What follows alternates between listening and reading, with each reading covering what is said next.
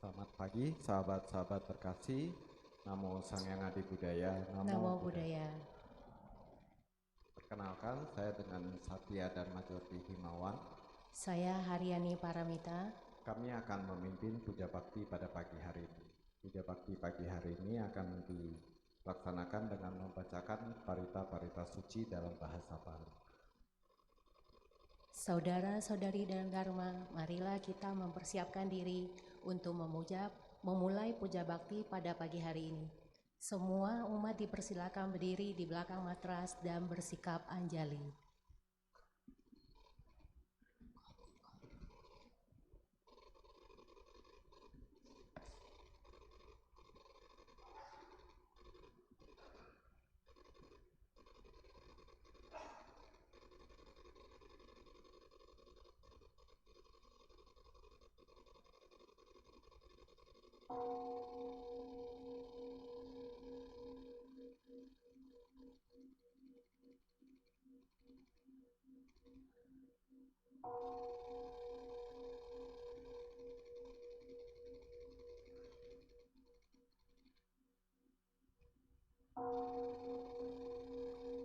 Gata pendupaan.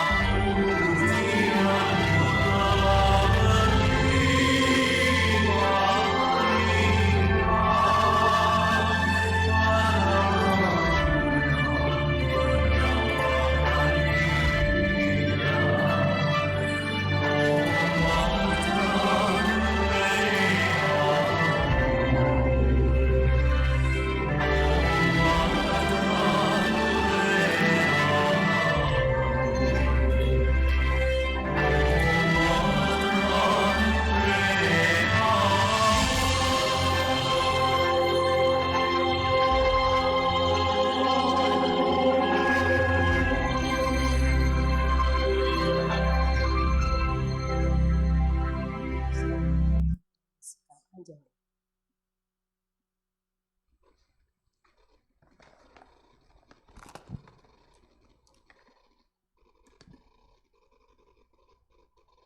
Nama Karagata, halaman 9. Syair penghormatan. Bagawa yang Maha Suci, telah mencapai penerangan sempurna. Dharma telah dibabarkan dengan sempurna oleh Bhagawa. Sangha siswa Bhagawa berperilaku baik. Di hadapan Buddha, Dharma, dan Sangha, aku bersujud. Arahang sama sambuddho Bhagawa Buddhang Bhagawantang Abhiwademi. Namo Buddhaya. Swakato Bhagavata Dhammo Dhammang Namasami. Namo Dhammaya. Supatipano Bhagavato Sawaka Sangho Sanghang Namami. Namo Sanghaya. Umat dipersilakan duduk bersila dan bersikap anjali.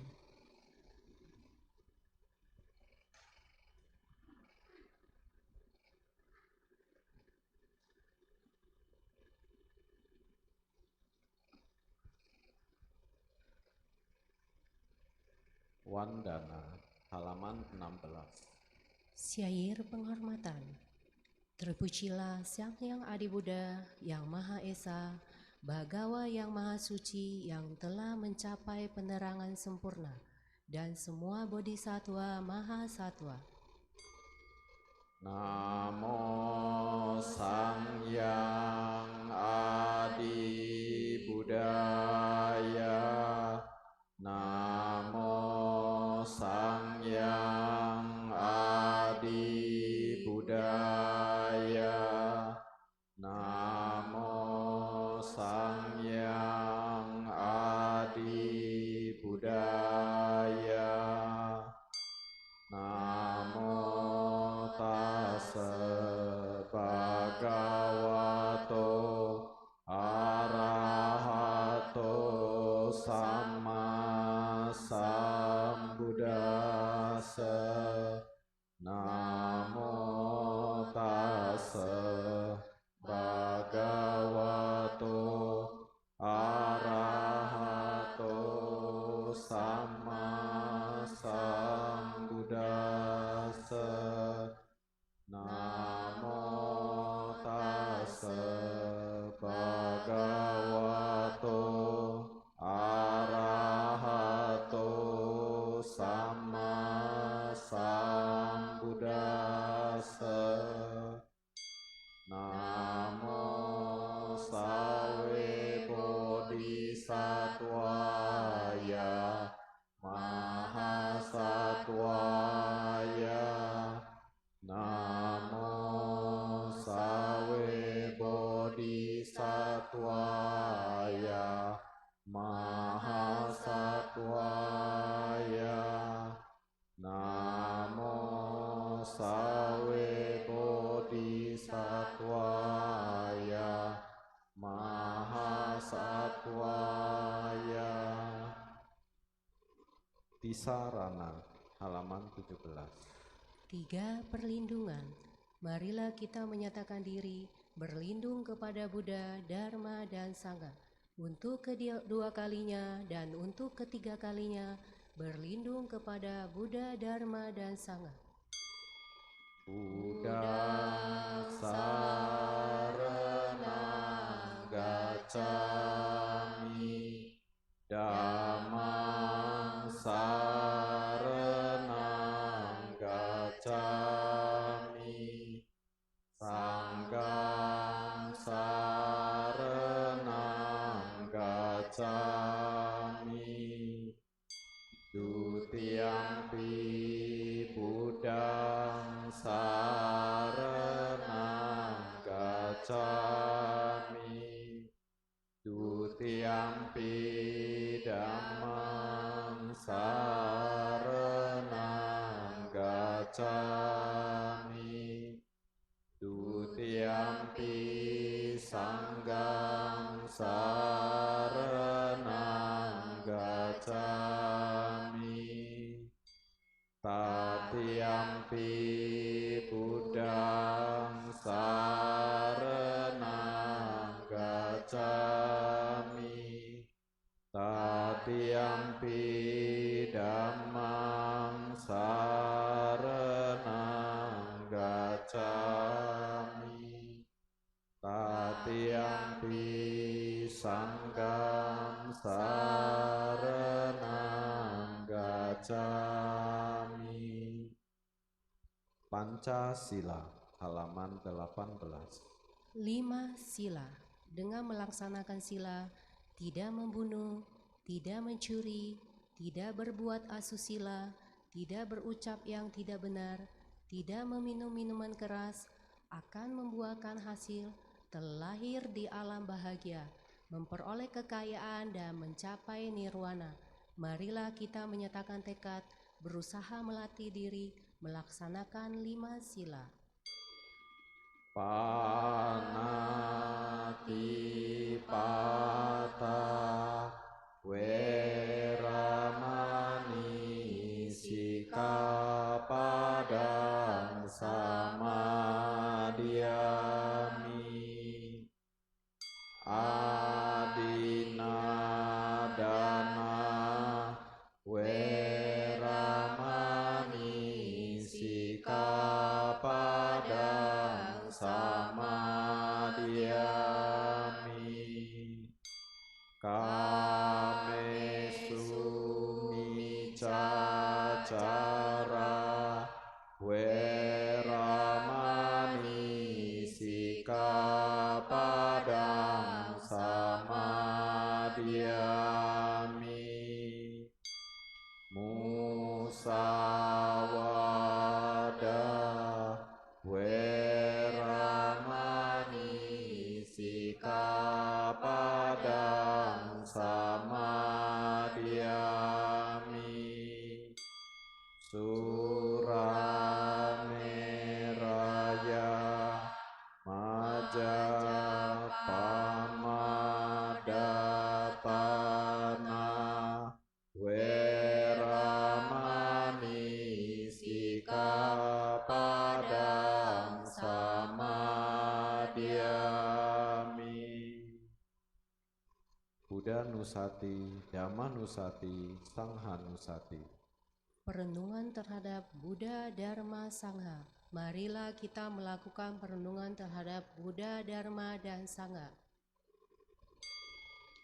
Iti piso bhagawa arahang sama sambuddho wijacarana sampano sugato lokawidu anutaro purisa dhamma sarati sata dewa manusana buddho bhagavati swakato bhagavata dhammo sanditiko akaliko ehipasiko opanayiko pacetang weditabo winyuhiti. Supatipano bhagavato sawaka sangho ujupatipano bhagavato sawaka sangho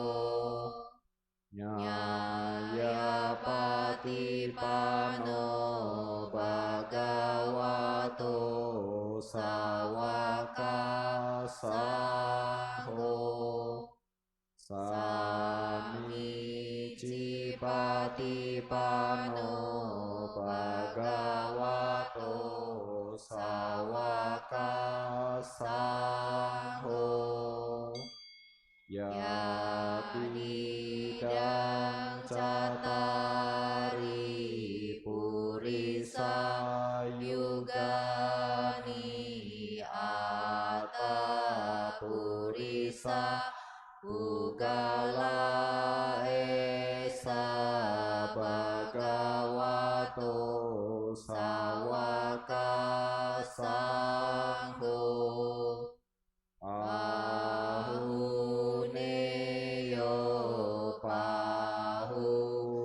Pahuneyo dakineyo anjali karaniyo anutaram punya ketang lokasati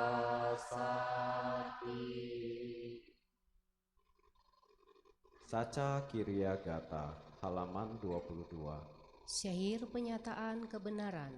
Tiada perlindungan lain bagiku, Buddha, Dharma, dan Sangha, pelindungku yang sempurna.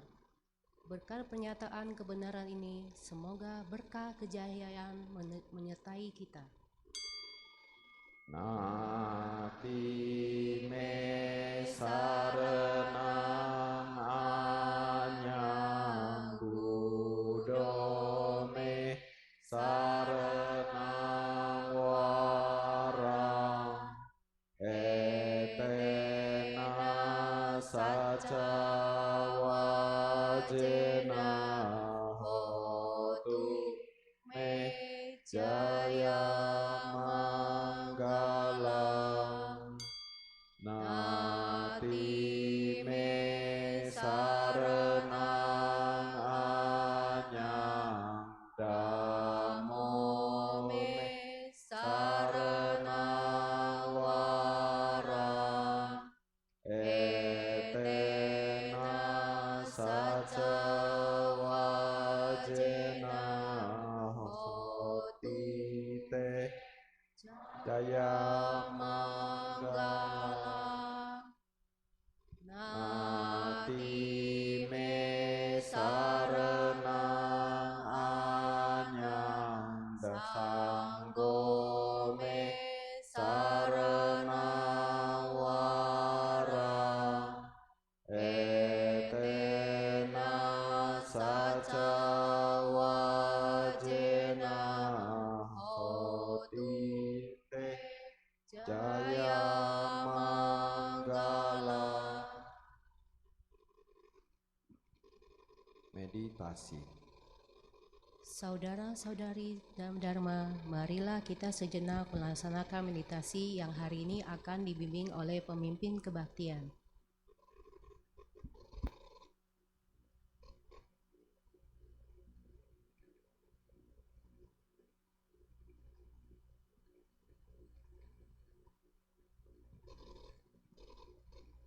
Marilah kita berlatih meditasi duduk.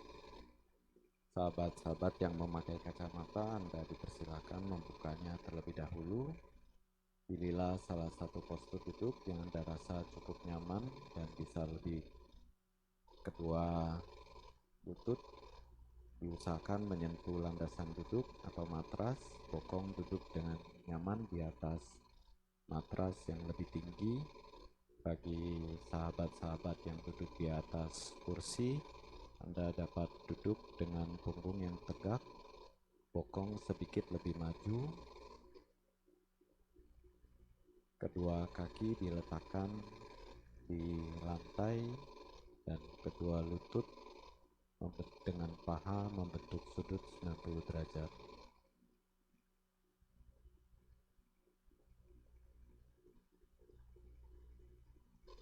Tulang punggung tegak namun rileks.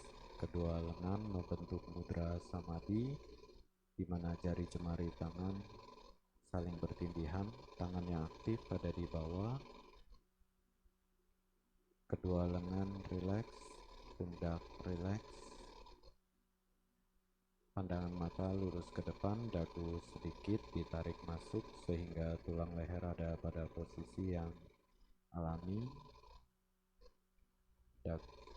Kedua bibir saling bersentuhan, hadirkan seulas senyuman kecil sehingga seluruh otot-otot wajah menjadi rileks.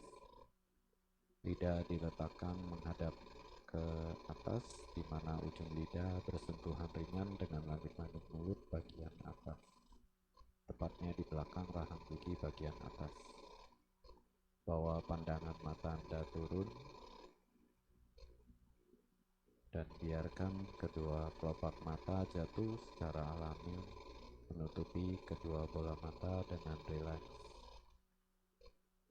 Rilekskan pikiran Anda dengan tidak memikirkan apapun, baik itu rencana yang akan Anda kerjakan di masa yang akan datang, ataupun perihal yang telah terjadi di masa lampau. Sekedar hadir di sini saat ini bersama dengan tubuh yang sedang duduk. Izinkan tubuh dan pikiran Anda bersatu dalam kondisi yang rileks.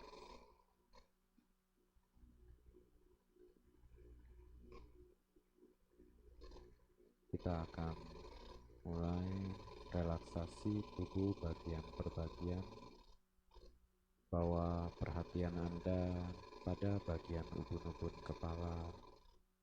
Rasakan sensasi pada bagian ubun-ubun kepala. Relax. Rasakan sensasi bagian kening kepala. Relax. Rasakan sensasi kedua bola mata. Relax. Rasakan sensasi bagian hidung, mulut yang segaris dengan pusar. Relax. Rasakan sensasi seluruh otot-otot wajah. Relax. Rasakan sensasi kedua daun telinga yang sejajar dengan kedua pundak. Relax. Rasakan sensasi bagian leher, pundak. Relax. Rasakan sensasi kedua lengan, telapak tangan, jari jemari tangan. Relax. Rasakan sensasi bagian dada, perut, punggung. Relax. Rasakan sensasi bagian bokong. Relax. Rasakan sensasi kedua kaki, mulai dari paha, betis, telapak kaki dan jari jemari kaki. Relax. Rasakan sensasi seluruh tubuh. Relax.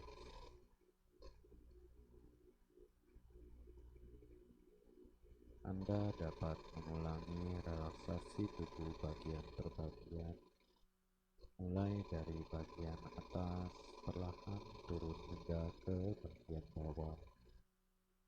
Rasakan sensasi dari setiap bagian tubuh yang Anda lalui.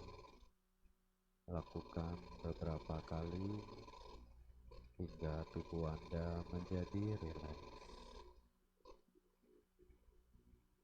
Semakin rileks,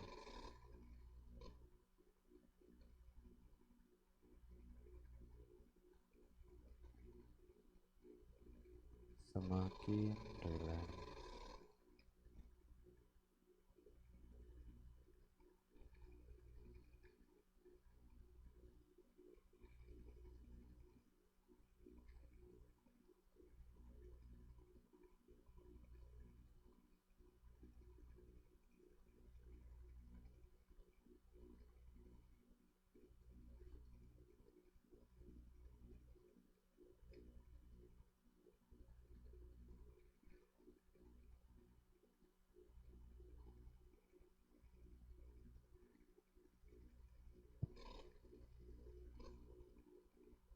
Apabila tubuh Anda sudah semakin rileks, secara alami Anda mulai dapat menyadari sensasi nafas yang terjadi pada tubuh, baik itu bagian dada yang sedang naik dan turun, ataupun bagian perut yang sedang mengembang dan mengempis.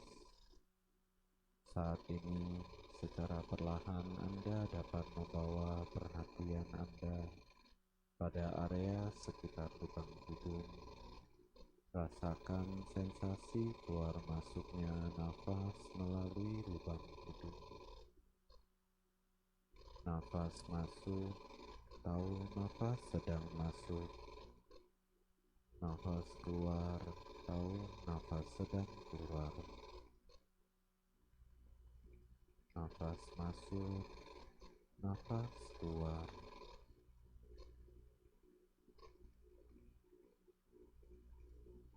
Apabila Anda menyadari atau merasakan nafas Anda panjang, tahu nafas panjang. Apabila nafas Anda pendek dan cepat, tahu nafas pendek dan cepat. Biarkan nafas keluar masuk secara alami. Anda tidak perlu mengontrol atau mengatur nafas sesuai dengan keinginan Anda. Anda hanya sekedar menyadari sensasi yang terjadi di sekitar lubang hidung saat nafas masuk dan nafas keluar.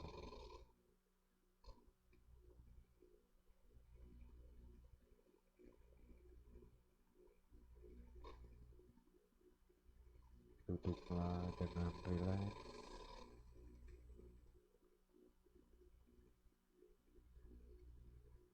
Kerjakan metode Anda sesuai dengan kondisi batin dan tubuh Anda, hingga suara yincing diundang berbunyi dan bertanda sesi meditasi duduk akan selesai.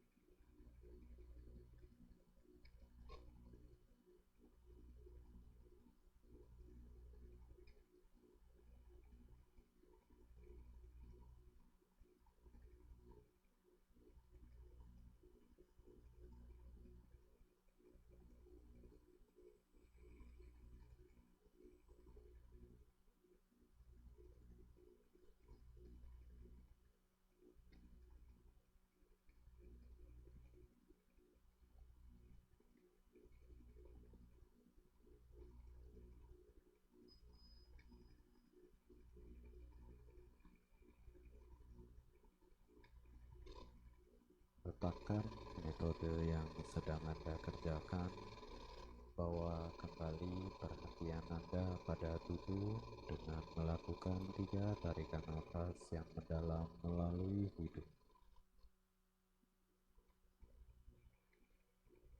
Gerakan tubuh Anda sedikit ke depan, ke belakang, ke kiri, dan ke kanan. Lakukan gerakan putaran kecil searah jarum jam sebanyak 3 putaran dan perlawanan arah sebanyak 3 putaran.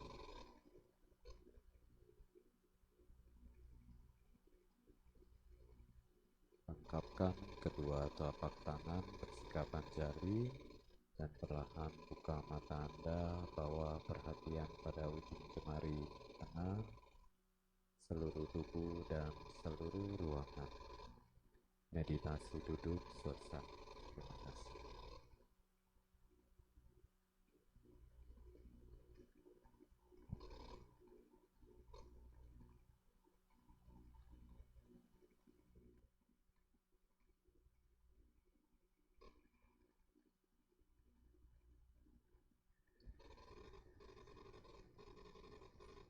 Terima kasih kepada pemimpin kebaktian atas bimbingan meditasi pada hari ini.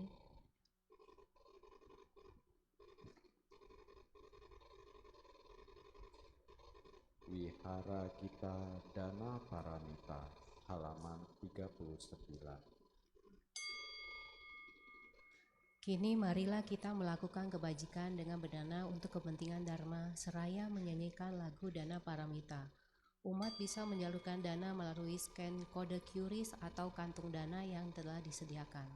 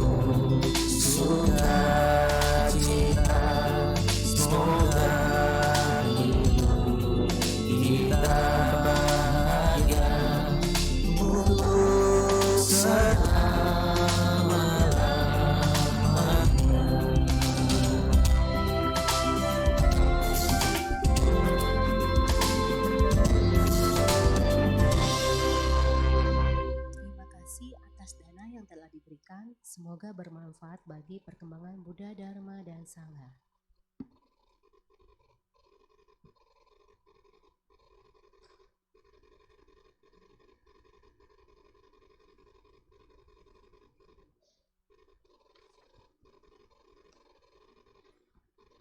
Selanjutnya kita akan membacakan beberapa pengumuman. Yang pertama, kebaktian Uposata Malam Capgo pada malam ini tanggal 26 November 2023 pukul 7 dengan pendarasan Sutra Phuman Phing di Baktisala Utama Wihara Ekayana Serpong. Yang kedua, sahabat terkasih dalam Dharma, mari ikuti Dharma Talk oleh Venerable Thupten Choldron yang datang khusus dari Amerika untuk memberikan Dharma Talk di Indonesia pada hari Selasa dan Rabu tanggal 28-29 November 2023 pukul 7 malam di Baktisala Utama. Yang ketiga, ikuti retret 3 hari menginap dengan tema Gem of Wisdom, lengkap dengan ajaran, meditasi, dan diskusi Dharma yang dibimbing oleh Venerable Thupten Choldron pada hari Jumat hingga hari Minggu tanggal 1 sampai 3 Desember 2023 di Pondok Sadana Sudibawana.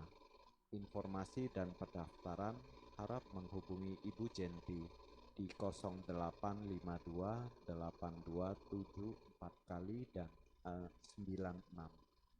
Tempat sangat terbatas, harap segera mendaftar.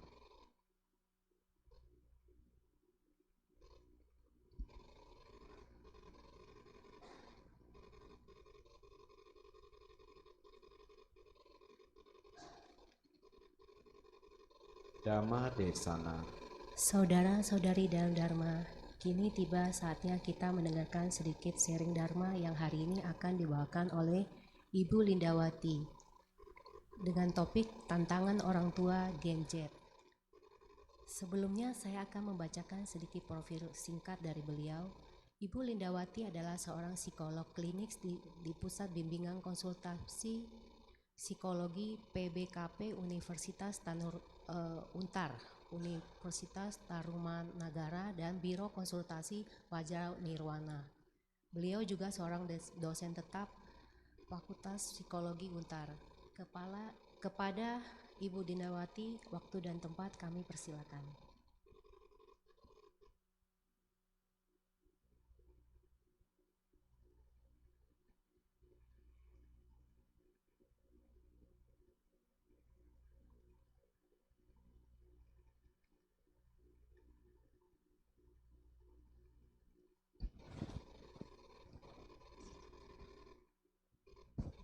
Oke, baik. Selamat pagi semuanya. Terimalah salam Buddhis dari saya. Namo Sang Hyang Adi Budaya, Namo Buddhaya. Baik, terima kasih untuk sebelumnya untuk kita kebaktian hari ini ya.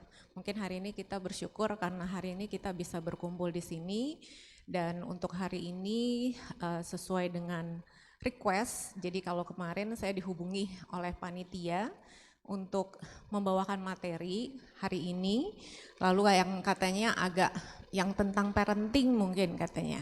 Jadi izinkan saya untuk berbagi pengalaman atau berbagi ilmu yang saya ketahui tentang parenting gitu ya. Jadi mudah-mudahan kalau misalkan ini cocok atau misalnya oh iya ya bener ya, oh iya, nah mungkin berarti bisa diterapkan, tapi kalau misalnya tidak mungkin kita bisa diskusikan nantinya ya. Oke, hari ini topiknya saya pikir-pikir mungkin yang biar agak lebih sesuai itu adalah tantangan Gen Z katanya. Jadi kalau kata orang-orang gitu ya, jadi generasi zaman dulu dan generasi zaman sekarang katanya beda gitu. Betul ya? Jadi kalau orang zaman dulu mungkin katanya ada yang istilahnya tuh generasi milenial misalnya. Kalau sekarang tuh dibilangnya generasi Z katanya. Ada lagi yang terbaru katanya dibilang generasinya katanya generasi strawberry katanya. Jadi kayak strawberry gitu, jadi gampang dipencet langsung lembek dia langsung hancur gitu, ceritanya begitu gitu. Cuma Itu kan istilahnya ya, jadi istilahnya. Jadi sebenarnya karena saya tadi diperkenalkan saya seorang dosen dan psikolog, tapi kalau misalkan ditanya apakah benar di buku-bukunya psikologi ataukah literaturnya psikologi ada tuh yang tulisannya generasi milenial lah, generasi X lah, generasi Y lah, generasi Z gitu, generasi strawberry gitu misalnya. Apakah ada kayak begitu? Enggak ada sebenarnya. Jadi yang namanya di ilmu psikologi ya sudah ceritanya cuma pengasuhan ya teorinya udah kayak gitu aja. Anak zaman dulu, anak zaman sekarang ya sama aja gitu. Punya karakter, intinya perkembangan anak kita akan ngebahas tentang perkembangan kognitifnya. Tentang cara dia berpikir, cara dia beremosi, cara dia sosial, bersosialisasi gitu. Ya udah hanya seperti itu. Paling ada kas-kasnya memang adalah secara perkembangannya aja, misalnya anak kecil sampai anak yang agak kanak-kanak sampai remaja dan sampai dewasa itu ada kasnya masing-masing. Tapi kalau dibilang ada perbedaan karena ini generasinya begini beda segala macam sebenarnya sih nggak ada gitu ya.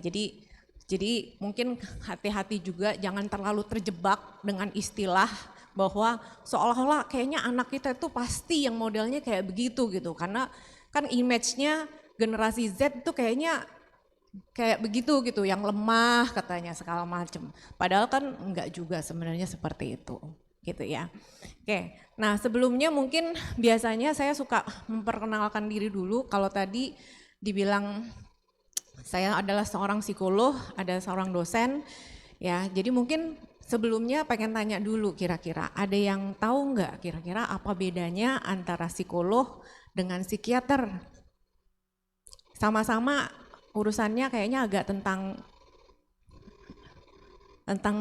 ya gitulah gitu kan. Kira-kira ada bedanya nggak ya? Ada yang tahu nggak? Supaya nggak salah. Jangan sampai nanti anaknya yang lebih ngerti, lebih tahu tentang bedanya psikolog dan psikiater. Karena nanti jangan-jangan mungkin nanti anaknya yang akan minta mama dan papanya, "Mah, saya perlu ke psikolog loh." Karena saya dapat gosip, bukan gosip, ini fakta dari dari psikolog di rumah sakit jiwa yang ada di Grogol sana. Ya, jadi udah tahu pasti rumah sakit itulah. Jadi di sana psikolognya bilang, "Oh iya benar. Sekarang itu anak kelas 3 SD itu bisa minta mamanya untuk pergi, mama aku mau pergi ke psikolog." Jadi psikolognya yang di rumah sakit itu dapetin klien, dapetin pasiennya yaitu anak 3 SD itu. Jadi mamanya cerita ini anaknya yang minta gitu. Jadi jangan sampai nggak tahu orang tua kenapa harus pergi ke psikolog dan ke psikiater gitu, ya kan? Jadi biar ngerti gitu. Apa bedanya psikolog dan psikiater? Karena anaknya mungkin nanti jangan-jangan dia akan minta gitu. Jadi jangan nanti kita bingung gitu. Ngapain harus ke psikolog gitu kan. Nah, ada yang tahu apa bedanya psikiater dan psikolog? Iya, silakan Pak. Iya, nama budaya Pak. Iya. Psikolog itu ahli jiwa, kalau psikiater itu dokter jiwa.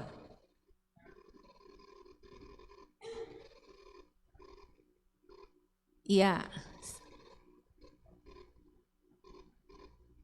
Iya. Betul. Psikolog itu nggak ngasih obat, kasih mungkin konsultasi, tapi kalau psikiater itu dia bisa kasih obat. Iya. Jadi sebenarnya benar sih yang tadi disampaikan oleh Bapaknya. Jadi memang psikolog itu dia jurusannya, lulusannya adalah Fakultas Psikologi. Jadi oleh karena itu memang beda dengan fakultas kedokteran. Jadi yang kalau dokter ya memang dia bisa memberikan obat gitu kan. Jadi yang psikiater itu adalah lulusan dari kedokteran. Jadi awalnya basicnya memang dasarnya dia adalah fakultas kedokteran. Jadi dulu nanti jalurnya ambil spesialisasinya di bagian kesehatan jiwa. Jadi oleh karena itu kalau ke psikiater itu bisa dikasih obat. gitu, diberikan resep. Tapi kalau ke psikolog tidak bisa diberikan obat karena nggak punya wewenang dan punya haknya untuk bisa memberikan obat. Jadi kalau misalkan ke psikolog berarti dikasihnya apa? Dikasihnya sebenarnya bentuknya terapi, ya bisa konsultasi dan terapi. Nah tapi memang terapinya bukan terapi yang sifatnya obat. Jadi kalau dokter kasih konsultasi dan terapi, terapinya obat. Tapi kalau yang psikolog, dia akan kasih terapi dan konsultasinya yang sifatnya adalah bukan obat, tapi misalnya diajarin tentang perubahan perilaku. Misalnya diajak mikir supaya akhirnya dia, oh iya ya benar juga misalnya kayak gitu. Supaya dia dapat pemahaman dan dapat insight misalnya. Kira-kira seperti itu. Kalau yang dilakukan oleh psikolog gitu. Nah, balik lagi kepada topik ini berarti ya. Jadi mungkin tantangannya katanya sekarang karena ada isu-isunya yang begitu soalnya ya. Jadi seolah-olah anak kita zaman sekarang ini mungkin ada masalah-masalahnya karena berbeda dari zaman dulu dengan zaman sekarang katanya. Coba kita lihat next yang berikutnya. Boleh next slide-nya. Nah, kira-kira begini enggak ya? Ini yang saya kira-kira aja. Tapi benar enggak ya modelnya yang kayak begini ya?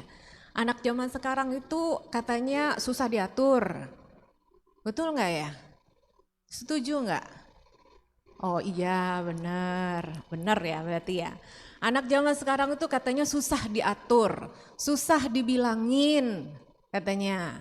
Udah itu mau kesannya pinter sendiri, wah dikasih tahu dia punya segudang cerita dan alasan dan teori-teorinya keluar semua gitu ya. Jadi alhasil dia seolah-olah dia yang ngajarin kita gitu kan. Ya udah gitu lalu katanya ada juga yang bilang kena mental ya, dikit-dikit kena mental gitu. Jadi ini istilahnya anak-anak itu, iya tuh saya tuh kena mental katanya. Jadi begitu iniin ada masalah langsung stres katanya, langsung pusing katanya. Jadi kalau istilahnya mereka kena mental katanya ya. Dikasih tugas yang banyak gitu di kampus gitu kan, mahasiswa juga sama gitu, tahu-tahu aduh kena mental Ci katanya, karena tugasnya banyak katanya. Padahal ya tugas gitu biasa aja ya, kayaknya dari zaman dulu ya tugas masih tetap dikasih ya segitu-segitu juga sama gitu. Kurikulumnya juga yang gitu-gitu juga gitu yang diajarin. Tapi katanya buat mahasiswa kena mental katanya, stres banyak tugas katanya. Lalu etikanya katanya kurang gitu ya. Gitu, udah tuh katanya nggak sopan, udah tuh kadang modelnya suka galau-galau gitu, bingung-bingung gitu ya. Jadi istilahnya mereka galau katanya. Gitu katanya. Kira-kira benar nggak ya? Benar ya? Sebagian benar, tergantung pada anak masing-masing gitu ya. Ada yang anak saya yang kayak gitu banget, tapi ada juga yang bau-bau enggak sih gitu kan. Tapi ada yang begitu katanya. Kira-kira seperti ini ya. Oke. Nah, jadi pertanyaannya adalah mungkin begini, apakah memang benar demikian seperti ini kenyataannya? Kalau dibilang anaknya susah diatur, apakah memang benar susah diatur? Kalau zaman dulu emangnya kita nggak susah diatur ya sama orang tua kita? Mungkin sebenarnya juga sama gitu. Coba lihat waktu kita zaman dulu betapa badungnya kita, betapa nakalnya kita, gitu kan. Betapa rebelnya kita juga gitu. Jadi kalau menurut saya sih kadang-kadang iya benar sih, memang ini kayaknya apa ya? Seolah-olah kayak ada perbedaan, tapi kalau dipikir-pikir sebenarnya ya dulu juga kita mungkin juga susah diatur sebenarnya. Dulu kita juga mungkin sebenarnya susah untuk dibilangin gitu. Makanya suka kabur-kaburan dulu gitu. Atau ngelayapan kemana gitu kan. Gak ngerjain PR kabur kemana gitu kan. Kayaknya kurang lebih sama ya. Kita juga dulu mungkin mengalami kayak gitu. Nah cuma mungkin yang berbeda mungkin adalah kalau zaman dulu itu tidak ada eksploitasinya. Dulu media sosial gak banyak. Dulu internet gak ada. Dulu TV yang dijelasin ya mungkin ya itu-itu aja berita-berita aja. Nggak ada informasi atau berita yang terkait dengan masalah perilaku manusia gitu, terkait dengan kehidupan anak gitu kan, tentang keluarga, mungkin nggak ada yang kayak gituan. Jadi yang dulu informasinya ya udah tentang paling film, kalau nggak berita, musik, ya kan kurang lebih kayak gitu. Berita kriminal, berita ini, tapi mungkin bukan ada informasi yang sifatnya penjelasan tentang psikologis gitu, penjelasan tentang keluarga itu kayak begini, kesehatan itu kayak begini dan seterusnya. Jadi kelihatannya kayaknya seolah-olah ini memang jadi masalah gitu ya. Padahal kalau dulu ya sebenarnya mungkin kurang lebih kita juga sama gitu. Nah, atau juga mungkin ya karena tadi ya, karena nggak ada perbedaan itu, teknologi, efek teknologi, jadi akhirnya ya kelihatannya sekarang jadinya kelihatan lebih banyak. Kanan kiri kita seolah-olah langsung kelihatannya oh iya ya, oh iya ya, oh iya ya, oh iya ya gitu. Karena kanan kirinya begitu. Kalau zaman dulu mungkin ya temennya itu-itu aja. Jadi ketahuan bahwa emang dia anak baik, yang ini nggak baik, udah gitu. Tapi kalau sekarang dengan ini habis itu ada media sosial dan segala macam, jadi seolah-olah kita ngelihatnya kanan kiri kita, oh iya emang bener ya anaknya modelnya anak zaman sekarang tuh susah diatur ya gitu. Karena kesannya kanan kirinya yang kita lihat kayak begitu. Ya. Next berikutnya. Nah, jadi mungkin sebenarnya yang perlu kita lihat kenyataannya untuk zaman sekarang ini adalah anak sekarang itu adalah anak dengan high teknologi. Teknologinya canggih. Begitu lahir itu kayaknya udah keren banget gitu. Dari bayi aja udah disetelin musik. Gitu kan? Kasih musik udah ditempelin langsung di perutnya gitu kan. Di perut udah langsung dikasih musik. Jadi udah sangat high teknologi. Begitu keluar udah langsung bunyi-bunyinya, bunyi musik lah dan segala macemnya. Belum lagi dengan kenyamanannya, kasih misalnya ada wangi-wanginya lah dan segala macam. Sangat teknologi banget. Nanti begitu udah bisa ngomong dikit atau sudah ya mulai bisa pegang sesuatu, udah bisa megang handphone dia. Udah bisa pencet gitu kan. Kalau anak dulu nggak ada gitu. Ya kan, anak dulu nggak ada mainan handphonenya gitu kan. Anak dulu mainannya malah main seadanya saja. Apa aja jadi bahan mainan gitu. Batu baterai juga bisa jadi mainan gitu. Jadi saya ingat banget kalau saya dulu masih kecil kayaknya tuh karena ada fotonya gitu. Kok fotonya ada batu baterai ya? Ya ampun, batu baterai aja jadi mainan anak kecil gitu ya. Ya itu zaman dulu gitu ya. Jadi anak sekarang itu sangat teknologinya sangat tinggi sekali. Ya, jadi otomatis kemajuan teknologi ada plus minusnya. Satu sisi dia bagus, satu sisi karena terlalu banyak informasi mungkin jadinya semua masuk otomatis harus disaring gitu. Anak sekarang adalah online era, apalagi setelah pandemi. Jadi pandemi 2 tahun nggak kemana-mana, semuanya online. Ngomong juga online, ketemu orang juga online. Jadi otomatis antara online sama langsung pasti beda. Ngomong online sama ngomong langsung pasti beda. Ada orang yang jadi ketika ngomong ngomong online, wah dia kayaknya keren banget gitu. Misalnya jadi MC online tuh dia mungkin masih oke. Begitu MC-nya offline, wah pusing, bingung, langsung deg-degan karena ya beda. Yang sana ngelihatnya kayak gambar doang, yang ini kelihatan mukanya dengan ekspresinya yang bisa-bisa senyum dan merengut dan segala macamnya. Jadi sangat berbeda. Jadi otomatis kalau kelihatan karena dia sebelumnya ibaratnya di rumah saja, kayak ibaratnya kemarin dia di hutan gitu tanda kutip kan. Begitu keluar atau turun gunung gitu, ya langsung beda perilakunya pasti. Gitu ya. Lalu anak dengan sekarang itu adalah anak yang sudah dengan kesadaran mental, sudah dengan kesadaran isu mental, karena kondisinya memang kanan kiri kita sekarang masyarakat atau pemerintah sudah mulai aware dengan isu kesehatan mental.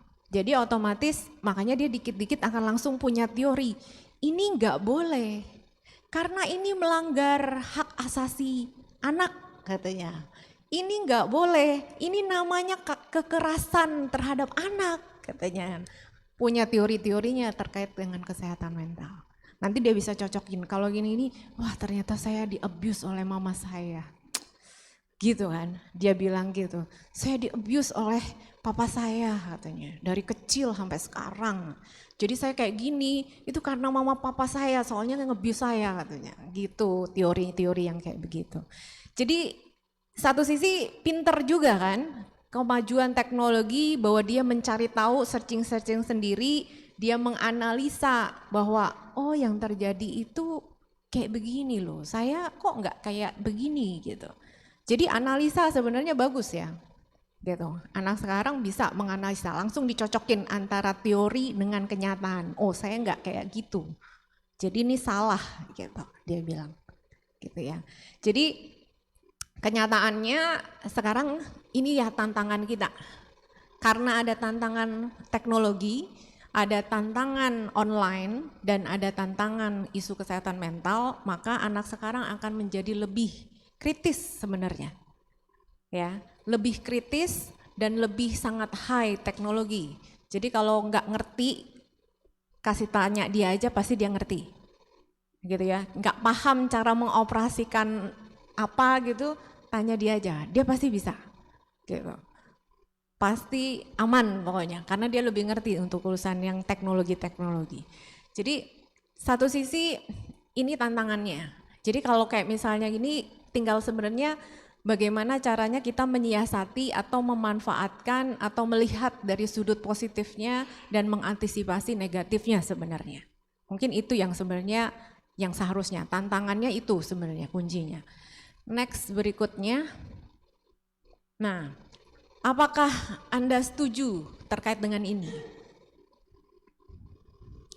Anak itu adalah cerminan dari orang tuanya, gitu ya. Masa kini itu akan mempengaruhi masa depan. Jadi kalau zaman dulu misalnya ada pepatah apa ya yang saya lupa persisnya.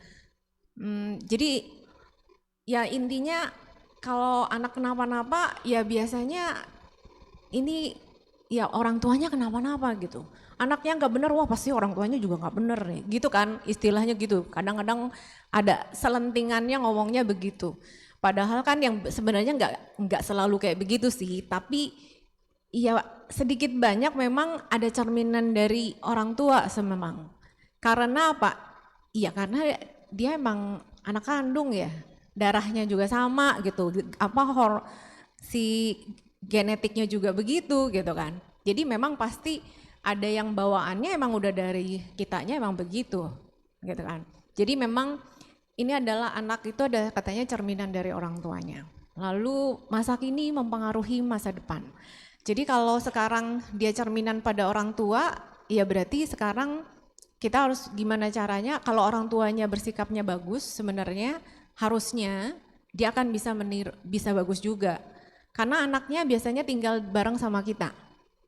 Umumnya biasanya gitu kan, anak bareng sama kita. Jadi dia bisa ngelihat sebenarnya situasinya apa yang terjadi sama orang tuanya. Jadi oleh karena itu makanya kelihatan sederhananya orang tuanya punya kebiasaan ini, biasanya anaknya juga punya kebiasaannya kurang lebih sama. Sukanya makan apa kurang lebih harusnya juga biasanya akan sama tuh. Gitu. Nah, masa sekarang menentukan masa depan. Ya, ini kalau kata Buddha kan begitu juga ya. Masa kini kita akan menentukan masa depan. Kalau sekarangnya baik-baik saja, mudah-mudahan ke depannya akan baik-baik saja.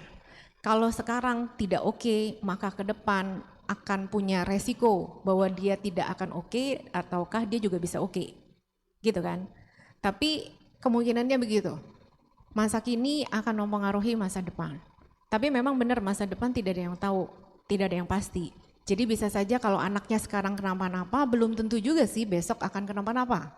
Tapi ada peluang, ada kemungkinan juga bahwa dia akan kenapa-napa.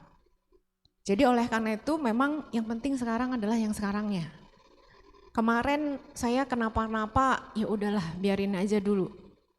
Gitu, nggak usah diinget-inget, tapi yang penting sekarang. Apa yang mau kita lakukan sekarang untuk anak kita supaya kedepannya jadi lebih oke. Itu yang lebih penting, gitu ya, setuju kan ya? Oke, nah berikutnya, next.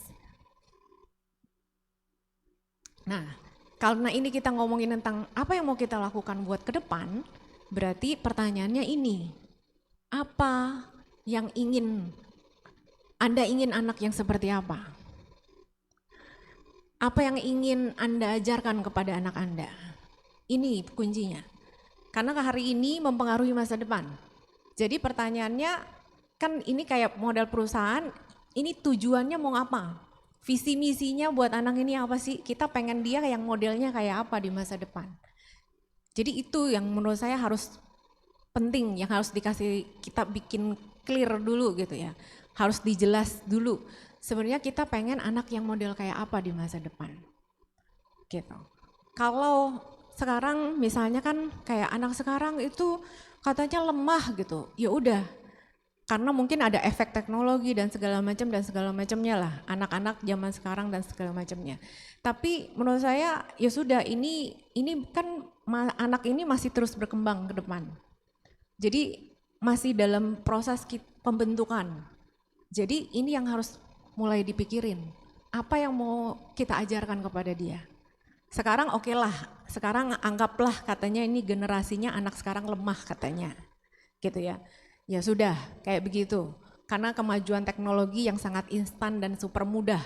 Gitu. Jadi kalau ngomongin kemajuan teknologi, kadang-kadang mungkin kita dianggapnya seperti Om Google sebenarnya. Jadi jangan heran anak-anak menganggap kita seperti Om Google. Jadi Mama Google, Papa Google. Pengennya dia kayak begitu. Jadi kalau mau sesuatu maunya cepet. Seperti dia ngeklik, tanya di Om Google, langsung keluar hasilnya. Itu masalahnya. Gitu, teknologinya. Dia mau apa, tinggal cari, tahu, cari kunci, langsung keluar hasil. Minta bikinin ini, langsunglah keluar hasil. Apalagi sekarang ada AI, lebih canggih lagi. Buatin esai, keluar langsung. Buatin esai 300 kata, jadi langsung. Cepet. Jadi oleh karena itu makanya anak sekarang pengennya cepet-cepet. Jadi kalau mamanya jawab, tar dulu ya, nggak sabar dia. Karena AI lebih cepet daripada mama. Jadi dia cari AI aja. Gitu.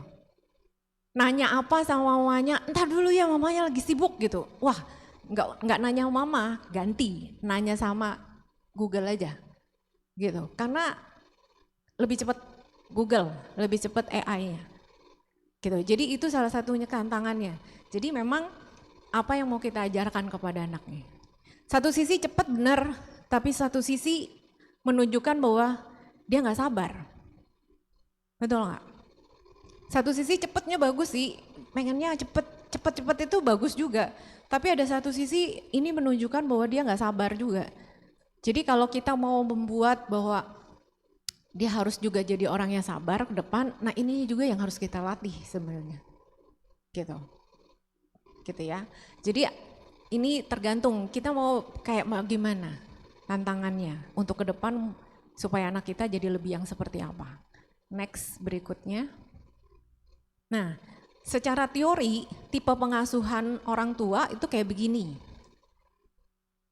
Sampai saat ini sepertinya ya tetap masih kayak begini. Teorinya tetap aja masih kayak begini, nggak ada yang berubah. Dari zaman saya kuliah sampai sekarang teorinya juga masih kayak gini sih, nggak berubah. Jadi teorinya adalah tipe pengasuhan orang tua itu ada yang authoritarian, ada yang autoritatif, permisif, dan uninvolved. Jadi kalau yang authoritarian itu adalah orang yang keluarga yang model zaman dulu sebenarnya ya, mungkin lebih banyak orang zaman dulu. Yang lebih banyak aturannya, yang sangat strict gitu, aturannya panjang banget. Gak boleh ini, gak boleh ini, gak boleh ini, kamu harus pulang jam sekian, gak boleh ke main, pulang sekolah harus main, pulang sekolah harus main, salah. Pulang sekolah harus di rumah kerjain PR. Sampai rumah harus lepas sepatu, dibersihin, ganti baju baru boleh makan gitu. Misalnya kayak gitu-gitu. Jadi aturan yang sangat kaku dan sangat banyak dan sangat ketat. Kalau zaman dulu kayak gitu. Jadi begitu salah langsung bisa ada sabetannya.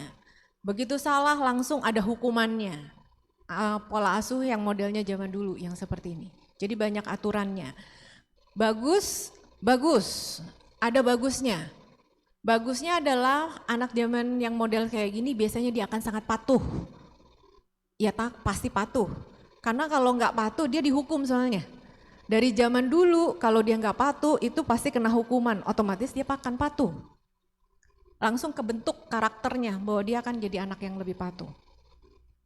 Tapi ada jeleknya, yaitu adalah orang karena terlalu banyak hukuman dan banyak aturannya, otomatis jadinya nggak lebih bebas, nggak kreatif, ya kan?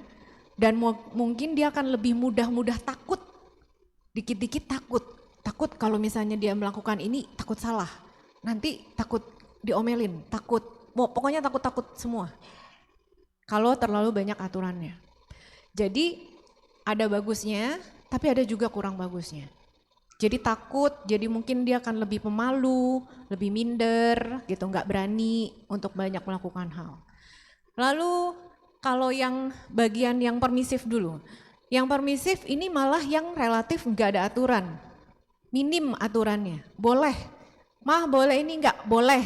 Mah ini oke gitu, semua boleh, disupport, didukung, tanda kutip dikasih. Jadi kalau yang ini malah aturannya sangat minim. Jadi yang penting pokoknya yang penting dia tidak celaka, tidak berbahaya, udahlah gitu. Yang lain oke lah gitu. Bagus, satu sisi bagus juga karena otomatis dia sangat punya kebebasan yang lebih. Dia bisa berekspresi, dia bisa lebih kreatif, dia mau apa aja bisa, berkreasi apapun juga dia bisa gitu. Tapi satu sisinya juga dengan model yang kayak gini juga agak kurang bagus ya. Karena dia tidak ada aturan soalnya, otomatis dia nggak ngerti tentang aturan. Karena aturan yang nggak ada berarti nggak paham tentang aturan. Oleh karena itu makanya pas begitu masuk ke lingkungan yang penuh dengan aturan, stres dia. Terlalu kaku, terlalu ketat katanya. Pusing buat dia. Jadi terlalu ketat aturannya juga nggak bagus. Terlalu longgar juga nggak bagus. Ya, kalau yang uninvolved parenting ini malah yang ekstrim, jadi malah tidak terlibat sama sekali dalam pola pengasuhan. Jadi biasanya kalau kayak ini kadang-kadang kasusnya kasus-kasus ekstrim lah, misalnya ya papanya di mana, anaknya di mana gitu. Jadi kan nggak ngurusin biasanya kayak gitu. Nah, jadi kalau yang benar, kalau yang kayak gini adalah yang authoritative parenting sebenarnya. Jadi pola asuhnya kalau anak yang model seperti ini aturannya tetap ada, tapi dia juga punya kebebasan.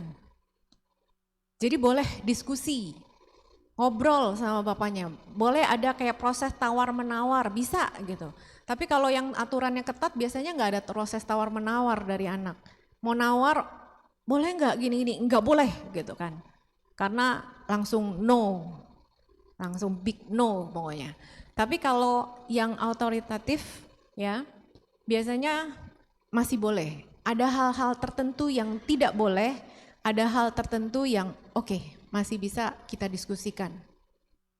Kamu maunya apa? Gitu, masih bisa diajak ngobrol, diajak diskusi, diajak negosiasi misalnya. Jadi kalau yang anak yang seperti ini sebenarnya hasil penelitiannya menunjukkan bahwa yang kayak gini yang lebih bagus sebenarnya, yang lebih ideal.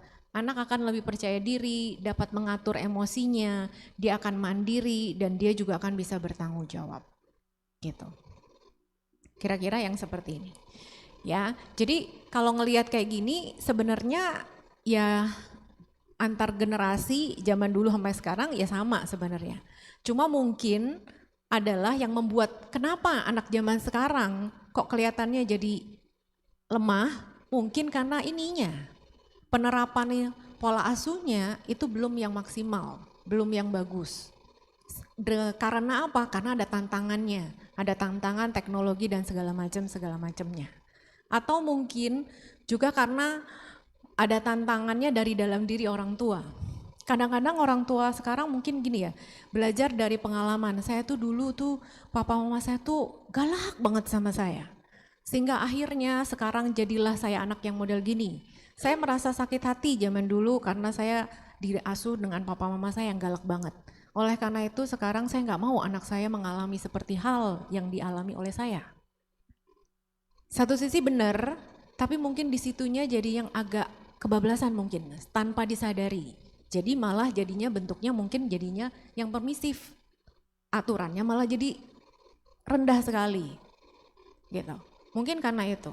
Jadi permasalahannya anak sekarang dengan anak zaman dulu menurut saya kurang lebih sama aja.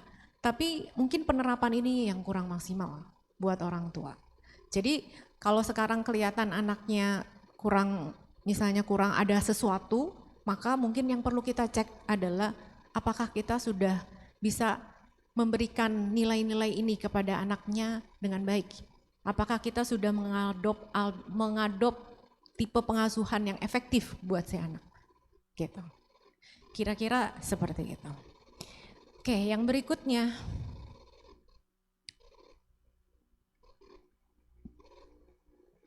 Ya, nah jadi kalau tadi kan yang bagus itu sebenarnya yang autoritatif. Kuncinya untuk pengasuhan itu adalah ada guidelines. Jadi bukan kaku yang strict, tapi kita lebih cenderung mungkin lebih ada guidelines-nya. Ada petunjuknya. Jadi ada yang aturan yang boleh dan tidak bolehnya. Gitu ya, ada batas-batasnya. Gitu yang sebenarnya. Ya, lalu aturan yang jelas dan plus jangan lupa adalah penerapan disiplin. Disiplin kadang-kadang udah saya sudah memberikan disiplin. Saya sudah melatih anak saya dengan disiplin. Iya, bagus. Tapi kadang-kadang ada yang kurang, yaitu adalah konsistensinya. Jadi kadang satu bilangnya oke, boleh. Nanti satu kapan lagi momen dengan kondisi yang sama itu bilangnya enggak boleh. Nah itu tidak konsisten. Jadi anak itu kadang bisa protes juga. Kemarin bilang boleh, sekarang bilang nggak boleh. Gimana sih? Jadi yang benar yang mana? Gitu katanya. Jadi nggak jelas gitu katanya. Jadi protes ntar mereka. Jadi harus konsisten.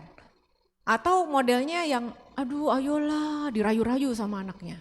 Anaknya kan baik banget ya. Sekarang kan anaknya cerdas.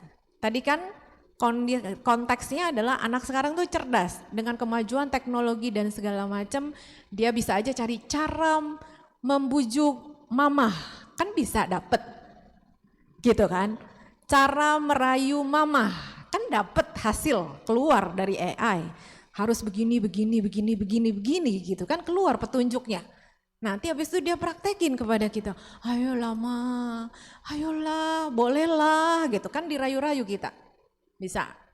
Jadi padahal kita bilang no nggak boleh gitu. Nanti dirayu-rayu dikit, ya udah deh gitu. Nah itu juga yang hati-hati. Jadi kalau memang kita bilangnya no, ya no. Tapi kita harus bilang no itu dengan pertimbangan dan alasan yang masuk akal ya. Karena anak kita kan kritis ceritanya. Anak ini kritis, bisa protes punya. Dia akan bertanya, kenapa nggak boleh no? Kenapa nggak boleh? Kenapa no? Harus ada penjelasannya. Kalau nggak ada penjelasannya, nggak mau dia, nggak bisa dia. Kalau nggak ada penjelasannya, itu nanti kita kenanya yang tadi, authoritarian. Nanti anaknya protes lagi, papa saya tuh galak. Papa saya itu otoriter katanya, nanti dibilang papa saya itu diktator gitu, kayak udah ngediktator banget lah. Jadi dianggapnya nanti kayak begitu. Kayak orang zaman dulu gitu, diktator banget katanya. Nah gak boleh juga, jadi gak bisa tuh yang sekarang. Karena anaknya soalnya udah pinter. Jadi kalau mau ngasih aturan harus ada alasannya. Gak boleh karena ada pertimbangannya ini. Gitu. Boleh karena ini, boleh tapi ada batasnya ini, gitu. Harus dikasih tahu. Dan harus anaknya dikasih tahu. Karena anak sekarang itu kadang-kadang memang, ya kadang buat kita kadang apa ya, kayak masa sih anak sekarang kayak gini nggak tahu sih ya, gitu kan. Jadi kayak membandingkan, saya dulu seumur kamu yang kayak gini tuh udah tahu gitu, masa kamu nggak tahu sih gitu. Nah itu, tapi kenyataannya emang bener nggak tahu mereka. Contoh misalnya, yang saya alami di kampus, mahasiswa loh ini ya, berarti kan di kampus mahasiswa. Mahasiswa itu tidak paham kalau mau minta sesuatu kepada dosennya itu nggak bisa cepet. Jadi kalau misalnya ya, kalau di kampus itu kebetulan kadang suka minta dosennya untuk koreksi ini, karena habis itu hasil koreksiannya dosennya nanti akan dipakai untuk proses pengujian yang lebih lanjut untuk tugasnya. Anggaplah kayak model seperti itu, atau kayak terkait dengan skripsi. Dia kumpulin bab 1-nya sekarang ke dosennya, nanti dosennya akan kasih feedback, akan dikembalikan kepada si mahasiswa, kan gitu ya. Kalau zaman dulu, ya saya kasih Pak ini saya berkasnya, gitu kan. Bisa seminggu lagi kan baru bisa kembali itu kan, diperiksa dulu gitu kan dosennya, seminggu. Kalau sekarang, anak sekarang tuh nggak ngerti bisa harus seminggu, minimal seminggu itu nggak tahu. Jadi pernah ada kasus yang model gitu. Hari ini, besoklah ceritanya tugasnya harus dikumpulkan. Jadi dia datanglah kepada dosennya, Bu, saya mau minta ini uji analisis pakar, boleh nggak ke Ibu? Oh iya boleh katanya, tapi saya mintanya hari siang nanti saya ambil. Oh langsung diomelin kan sama dosennya. Oh nggak bisa gitu. Saya habis ini masih mau ngajar, mau ini, jadi nggak bisa bacain punya kamu langsung kayak gini. Oh gitu ya. Kaget, shock gitu kan. Habis itu saya nanya sama teman-temannya yang seangkatannya, emang kamu nggak ngerti ya? Kalau hari ini dikasih, nggak bisa juga hari ini langsung diambil. Kan dosennya mesti baca ini, mesti kerjain ini, mesti ngajar dan segala macem gitu. Nggak tahu. Dengan polosnya dia ngomong, nggak tahu katanya. Jadi itulah sejak itu saya menyadari, oh ini efek Om Google kayaknya. Dia pikir kita itu Google gitu kan. Makanya tadi saya bilang hati-hati, kita itu kadang bisa dianggap mama Google, papa Google, dosen Google gitu. Karena dia minta hari ini, besok udah langsung kalau bisa hadir. Jadi termasuk saya, hari ini dia kasih, 2 hari kemudian saya udah diteror. Bu, feedback saya kapan katanya. Zaman dulu kita nggak berani nanya kayak gitu sama dosen. Sekarang anaknya berani, lebih kritis.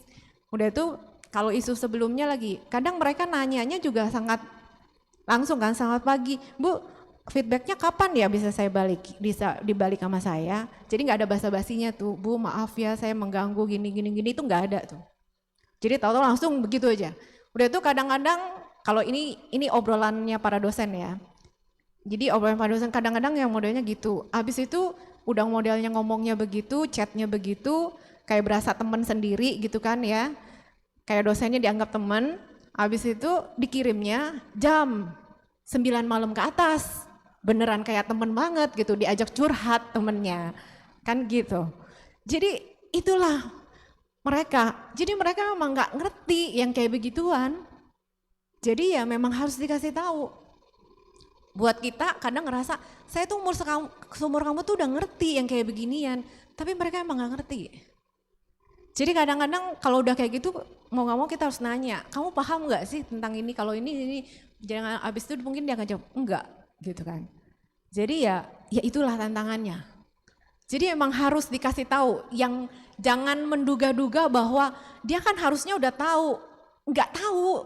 Yang kita anggap dia harusnya tahu, itu kenyataannya pasti dia nggak tahu. Jadi harus dikasih tahu.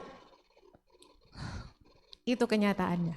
Jadi ya itulah, harus dikasih tahu, harus konsisten gitu ya. Nggak boleh A, habis itu besok kita ngomong B dan seterusnya karena mereka akan protes. Dan sebenarnya secara lebih lanjutnya lagi, kalau yang modelnya tipenya A, kadang B, kadang C gitu, gonta-ganti gitu nggak jelas.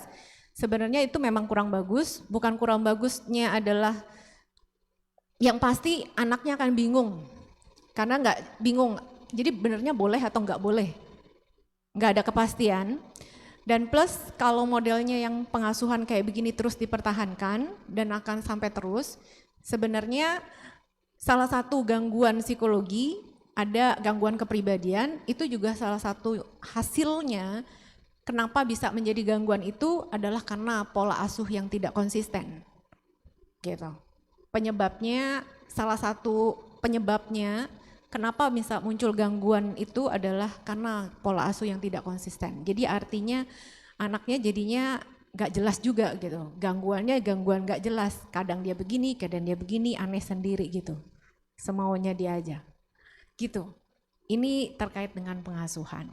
Jadi guidelines harus ada batasan, harus ada petunjuknya, mungkin harus dibuat dengan rinci, harus jelas, dan penerapan disiplin dan konsisten, dan plus harus ada komunikasi.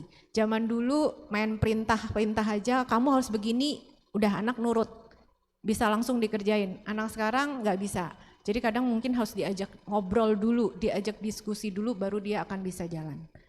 Berikutnya, nah, jadi kalau kayak tadi, itu kayak sebenarnya kita mungkin kayak model lomba gitu loh, kayak lagi lomba. Kalau lomba itu harus ada aturan, harus dijelaskan. Jadi kita harus juga kayak gitu, harus ada aturan main di dalam rumah, dalam pengasuhan. Nah, lalu berikutnya adalah gini, anak itu belajar dari orang tua dengan meniru biasanya. Jadi hati-hati, kalau kita sikapnya suka, ya anggaplah kayak waktu dulu tuh ada lagu tuh, kalau orang tuanya bohong ya anaknya juga gampang bohong gitu. Kalau contoh sederhana gini, anak kecil, misalnya anak bayi gitu, belum sekolah gitu ya, balita gitu, masih kanak-kanak, tahu-tahu dia bisa ngomong jorok, ngomong kasar gitu. Dapat dari mana? Belajar di mana? Sekolah juga nggak diajarin, denger, tapi dia juga belum sekolah gitu kan, bisa belajar dari mana? Dia meniru dari susternya kah, dari tetangganya di depan atau temennya di depan yang main dan seterusnya. Jadi pasti dia akan dapat dari orang-orang yang ada di sekeliling kita. Anak itu gampang sekali untuk belajar meniru. Jadi pelajaran pertama anak dari kecil itu adalah mereka belajar dengan meniru sebenarnya. Gitu. Jadi anak itu peniru yang sangat ulung. Jadi oleh karena itu kalau kita bersikapnya gak sopan, ya dia akan nirunya juga gak sopan. Kalau kitanya di rumah suka duduknya kaki diangkat di atas kursi, ya dia juga begitu. Makanya Tato bisa di kafe Tato kakinya diangkat. Pas begitu saya datang, langsung sadar dia. Untung aja kamu sadar, gitu ya. Langsung tahu diri gitu, langsung diturunin ya, gitu. Kan takutnya nggak sadar kan, untung dia sadar gitu. Tapi ya begitu, jadi dia meniru pasti di rumahnya juga mungkin modelnya begitu biasa. Duduk di kursinya ya angkat kaki punya modelnya gitu. Jadi pelajaran pertama anak itu adalah ya anak belajar dengan meniru. Bukan belajar dengan diajarin dikte, baca gitu bukan, tapi adalah meniru. Ya. Berikutnya. Nah, jadi ini pertanyaannya. Kan tadi saya bilang nilai apa sih yang mau diajarkan kepada anak kita? Karena kita Buddhis, menurut saya sebenarnya Buddha itu juga keren gitu ya. Buddha itu udah bagus banget, udah hebat banget. Memang guru lah gitu kan, guru yang bijak. Jadi saya mengutip beberapa saja dari ilmunya Buddha, dari teorinya yang disampaikan oleh Buddha. Kata Buddha, ada metta, karuna, mudita, upeka. Ini juga waktu pertama kalau saya masih kecil, pelajaran agama Buddha pertama ya ini. Cuma ini yang diajarin, metta, karuna, mudita, dan upeka. Dan menurut saya kalau sampai saat ini, maksud saya gini, saya Buddhis tapi saya juga bukan ahli yang seperti kayak Romo dan lain-lain gitu ya. Atau yang udah jago banget secara Buddhisnya gitu. Tapi yang saya pahami atau yang saya pegang itu adalah hal sederhana ini.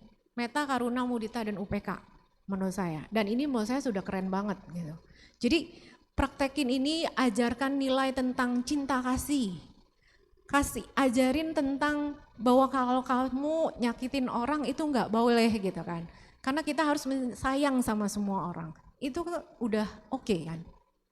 Ajarin tentang belas kasih, ajarin tentang empati, punya rasa sama orang lain. Kalau orang lain lagi sedih, ya kamu nggak boleh ketawa-ketawa juga gitu. Kan kamu juga nggak mau kalau diketawain juga kalau lagi sedih gitu. Ajarin empati juga terhadap orang tuanya.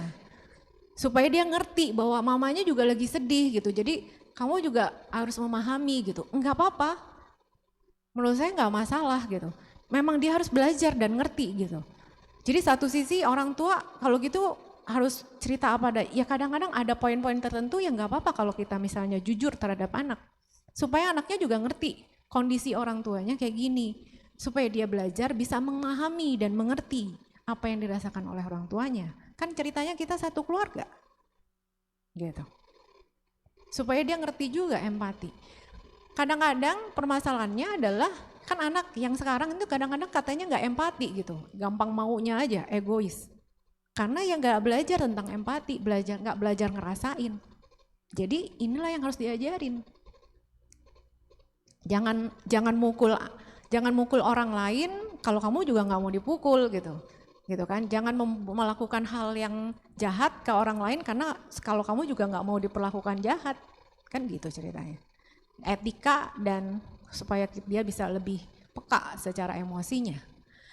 Ajarin tentang keseimbangan batin, bahwa maksudnya secara emosi ya kalau terlalu happy jangan happy banget, kalau sedih juga jangan terlalu sedih banget.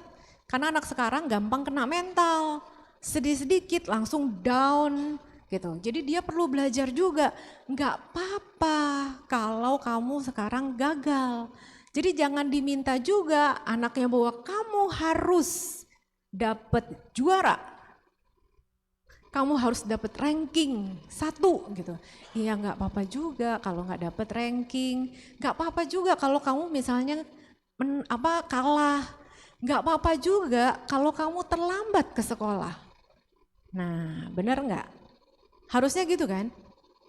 Jadi kadang-kadang kalau di belakang sana kadang suka dengar ada ceritanya dari klien atau dari orang tua yang sekarang kan modelnya gini, ketika anaknya nggak bawa tugas, dia telepon mamanya, Gojeknya langsung datang bawain tugasnya.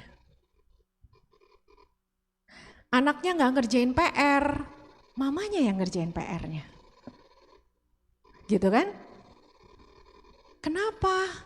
Ya habis kalau nggak nanti dia besok diomelin sama guru. Nanti habis itu saya dipanggil ke sekolah. Habis itu nanti dia dikeluarin lagi dari sekolah. Kan repot nyari sekolah zaman sekarang. Iya sih benar, repot memang. Tapi kalau kita lakuin gitu, anak nggak belajar. Ya kan? Kadang-kadang dia perlu dihukum loh. Ya kan? Karena dia perlu tahu bahwa oh iya ya, kalau nggak buat PR itu saya kena hukuman. Dan hukuman itu menyebalkan dan menyedihkan dan saya nggak suka gitu. Karena dia nggak suka, makanya besok dia nggak akan mengulangi hal yang sama. Perlu belajar. Tapi kalau dia nggak dibantuin terus, diginiin terus, ya kan dia nggak ngerasa, nggak punya rasa. Tidak punya rasa, nggak pernah ngerasain kayak begitu sama sekali. Jadi alhasil ketika dia dalam kondisi yang langsung down, ya udah, ya itulah kena mental itu. Langsung down ya down banget. Bisa down sekali. Banyak-banyak kasus, kadang kasus-kasus kalau kayak di rumah sakit jiwa itu banyak yang modelnya pengasuhannya orang tuanya yang sangat terlalu longgar sehingga akhirnya anaknya terlalu dibayain sampai akhirnya begitu diledekin habis itu langsung kena mental. Zaman dulu kita diledekin dipanggil nama bapaknya lah, nama maknya lah, dipanggil dari ujung udah main fisik-fisikan, dasar gendut, dasar peyang, dasar pendek, dasar hitam dan segala macemnya gitu kan. Tapi kita kayaknya masih tetap ya udah survive gitu loh. Walaupun ya sakit mah sakit gitu kan, kesel mah kesel gitu. Kalau diinget-inget mah ya sakit hati juga gitu kan. Tapi senggangannya masih survive, nggak masuk rumah sakit jiwa gitu kan. Kalau anak sekarang itu kadang ada yang model gitu tahu-tahu pindah dia di rumah sakit jiwa gara-gara urusan kayak begitu. Ditolak pacar pindah, besok ngamuk-ngamuk rumah sakit jiwa dia. Padahal ya ampun cuma ditolak pacar gitu kan. Kan pacarnya sekarang, besok-besok kan bisa ada lagi sebenarnya. Oke, jadi kayak gitu. Kadang-kadang mereka perlu belajar untuk mengalami fakta kehidupan kalau kata Buddha. Kadang ada happy, kadang tidak happy. Kadang susah, kadang seneng. kadang dia terkenal, kadang dia dicaci maki, kadang dia dipuji-puji, kadang dia dihujat gitu. Iya, kadang itulah kenyataan hidupnya. Gitu. Kalau orang nggak menghadapi yang kayak gitu, nggak menghadapi hal-hal yang jelek, hal-hal yang kondisi terpuruk, mungkin dia nggak akan belajar tentang kehidupan kan sebenarnya. Gitu. Next yang berikutnya. Nah, jadi mungkin kira-kira ini kali ya. Selain tadi meta karuna mudita UPK dan lain segala macam, jadi dia perlu belajar tentang anicca kan, tidak kekal, tidak pasti. Ya kadang kamu ya kadang nilainya bagus, kadang nilainya turun gitu, nggak apa-apa. Kadang kamu happy, kadang kamu nggak happy, nggak apa-apa.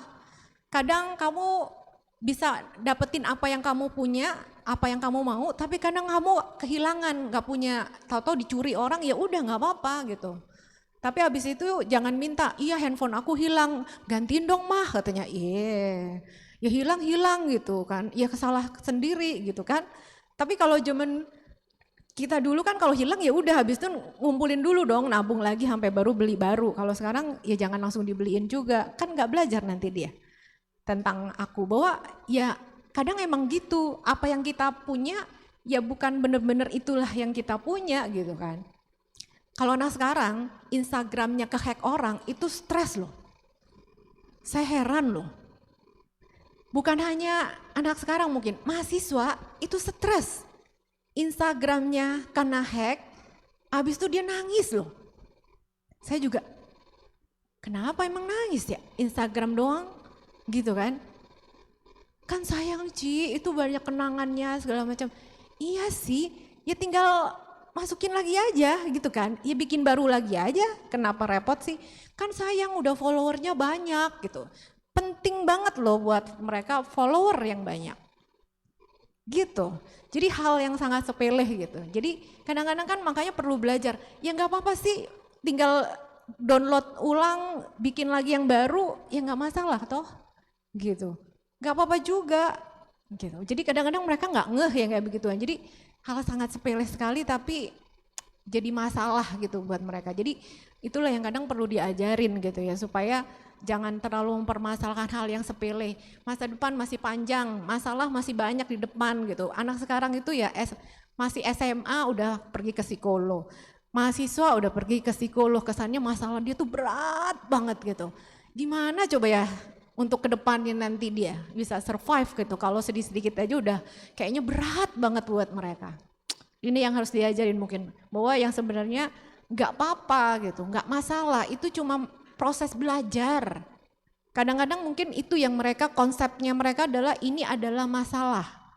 Mungkin harus diganti prosesnya, ini bukan masalah, ini adalah tantangan, ini adalah proses pembelajaran. Itu yang mungkin harus diingetin kepada anak-anak. Jadi ya tentang duka, ada derita, kesulitan, masalah. Ya emang ini adalah duka, tapi duka ini juga akan hilang, anicca gitu kan. Harus ada hiri, merasa malu untuk berbuat salah, ada otapa gitu kan, takut untuk berbuat salah. Karena ada karma baik, ada karma buruk, jadi anak perlu belajar bahwa yang ini baik, ini buruk, ini boleh, ini enggak boleh. Ini etis, ini tidak etis gitu, itu harus ngerti. Ada wirya, harus belajar tentang semangat, ketangguhan. Jadi nggak gampang dikit-dikit langsung aduh dan aduh gitu. Jadi ya balik lagi ya, maka mereka harus paham tentang duka misalnya bahwa ya ini nggak masalah gitu.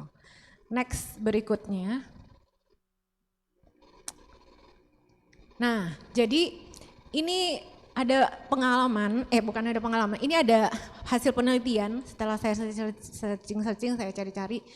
Jadi intinya adalah kalau orang tuanya stres, maka anaknya juga ikutan stres. Karena balik lagi tadi, anak itu meniru dan melihat orang tuanya. Proses meniru otomatis dia ngelihat dulu kan. Jadi ketika dia lihat anak mamanya stres, ya dia juga ikutan stres gitu loh, bereaksi stres juga, atau dia meniru juga jadinya. Jadi kalau mamanya stres, papanya stres, nanti anaknya juga ikutan stres. Karena bereaksi, respon. Kadang-kadang kan kita juga sama ya, Kalau kita ketawa, di sebelahnya ketawa, kita juga kadang ikutan ketawa, ketular kan. Nah itu kan kayak ada entah gimana frekuensinya connect kayak begitu. Jadi auranya di rumah, kalau auranya ini ngomel-ngomel, ya anaknya juga stres gitu. Mamanya stres, anaknya juga stres. Rumahnya juga auranya stres semua gitu. Jadi nggak ada yang benar gitu. Jadi oleh karena itu makanya rumah itu perlu rumah yang happy. Ya kan? Orang tua perlu happy juga. Gitu. Jadi orang tua juga perlu healing. Gitu. Jadi jangan cuma anaknya doang yang healing gitu. Orang tua juga perlu healing soalnya. Next berikutnya. Nah, jadi kalau kayak gitu gimana? Kalau karena kita Buddhis, ya kalau di Buddhis ada mindful parenting katanya. Jadi menurut saya ini juga bagus gitu. Ya, apalagi kalau di sini Ekayana sangat menonjolkan dan hayolah kita mindful. Jadi kalau mindful kan modelnya apa sih?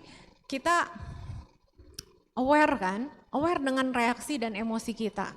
Sadar apa yang terjadi sama diri kita. Hadir di saat ini, present, be present katanya. Jadi dengan kita menjadi mindful, ya kita dengan hadir, penuh perhatian, sebenarnya kita akan melakukan yang namanya self awareness. Kita bisa self regulation, ngatur. Ini mamanya, yang tadi misalnya anaknya lagi ngerayu-rayu gitu kan. Kalau kita nggak mindful, kebablasan kita, ya udah deh. Tapi kalau kita sadar, oh nggak bisa tetap, ini nggak boleh. Ini penting banget, dia harus belajar tentang nggak boleh gitu. Ya udah kita akan konsisten. Tapi kalau enggak, ya dia akan kayak begitu. Jadi kita perlu self awareness. Kita dengan mindful ini kita akan belajar untuk jadi self regulation. Kita memahami anak kita. Jangan ketika anaknya sedih, ya, nah kadang hati-hati juga. Anak aku tuh sedih, misalnya yang tadi deh kasus Instagram lah. Instagram aku hilang kena hack gitu kan. Dia sedihnya luar biasa, nangis segala macam. Habis itu kita bilang, respon kita kepada dia adalah, kenapa sih itu kan cuma Instagram saja gitu. Udah sih biarinin aja, kenapa pusing gitu. Itu agak sakit hati buat anaknya. Karena berasa mama itu tidak memahami aku. Jadi kadang kita perlu empati juga buat dia, ini masalah besar soalnya. Gitu ya. Jadi perlu empati dan perlu juga active listening. Mendengarkan keluh kesahnya dia. Kadang-kadang mungkin kesannya ya sepele gitu, tapi ya nggak apa-apa. Jadi kalau buat kita, ya itulah latihan kita juga kan. Ketika praktek mindfulness, kan kita juga belajar untuk mendengarkan. Begitu. Next. Nah, jadi orang tua bijak adalah orang tua yang adaptif dan pembelajar. Jadi menurut saya, jika terkait dengan kondisi ini, maka kita perlu menjadi orang tua yang perlu adaptif, menyesuaikan dengan kondisi yang sekarang. Kondisinya sekarang memang anaknya begitu, ada tantangannya. Jadi kita perlu belajar juga untuk bisa menyesuaikan dengan kondisi yang sekarang. Gitu ya. Makanya kita perlu adaptif dan terus belajar. Jadi kalau orang tuanya gak belajar, anaknya disuruh belajar aja kita gak belajar, ya susah juga, percuma juga. Jadi kita juga harus belajar, anaknya juga tetap belajar. Sama-sama menjadi lebih empati, lebih baik, lebih kondusif. Kira-kira seperti itu materi yang dari saya atau kesimpulan dari hari ini. Jadi mudah-mudahan ini bisa diterima. Silakan, mungkin boleh jadi masukan buat dipraktekkan di dalam sehari-hari. Terima kasih. Namo Sang Hyang Adi Budaya, Namo Buddhaya.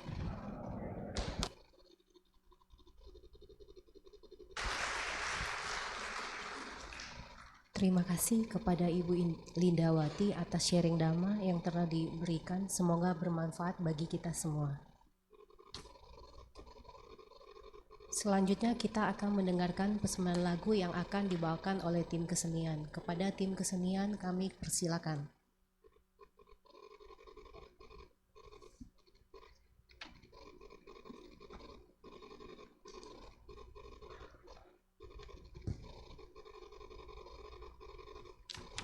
Selanjutnya kita akan melanjutkan pembacaan Parita Suci Etawata, halaman 40.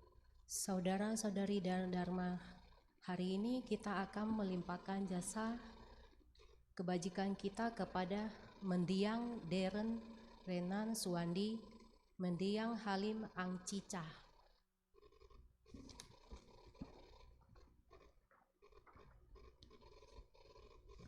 Etawata, Sebanyak jasa, marilah kita menyalurkan jasa-jasa kebajikan yang telah kita peroleh kepada semua makhluk yang membutuhkannya. Etawata